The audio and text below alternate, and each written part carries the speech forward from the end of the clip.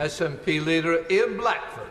Thank you, Mr Speaker, and can I thank the Prime Minister for an advance copy of his statement and welcome him back from his travels around Africa and Europe. And it's perhaps worth reiterating, Mr Speaker, that all of us in this House reiterate our support for President Zelensky, for Ukraine, in their struggle against the war criminal Putin. Mr Speaker, the scale and the depth of the challenge facing our global community is self-evident. War in Europe, the return of soaring inflation, rising interest rates and a cost of living crisis that is punishing people in the pocket. We're not just faced with one crisis. This is an accumulation of crises that needs, deserves and demands a collective response. We know that at moments like this, solutions can only come from a coordinated effort. Previous efforts during the 2007 financial crisis and the coordination during COVID demonstrate just that right across the world. And none of us should be in any doubt. The crisis we are now in is as very bit as severe and steep and deep as anything that we faced in the time of the financial crisis. But, Mr Speaker, so far, and I regret to say this, that the collective effort, that sense of urgency, has been badly lacking, particularly from organisations like the G7. The response has been far too slow and far too small. Prime Minister, it is obvious that the G7 outcomes are nowhere near enough to combat the cost of living crisis that we now face. So, when can the public expect some leadership and some action?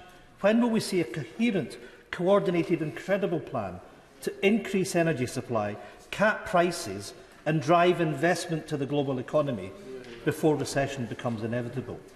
Or is the plan really to delay until the winter, when things will only get worse?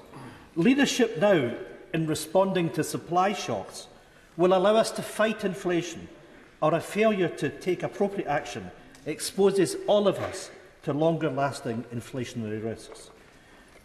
On Ukraine, can the Prime Minister perhaps go a little bit further and give us an outlook as to what we will do to make sure that we can get grain out of Ukrainian ports?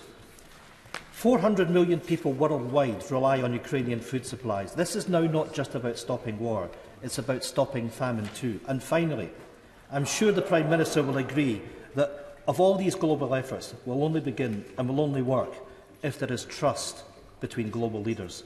Can the Prime Minister therefore explain that in this moment of many crises, how exactly breaking international law and threatening to start a trade war with our neighbours helps anyone? Minister.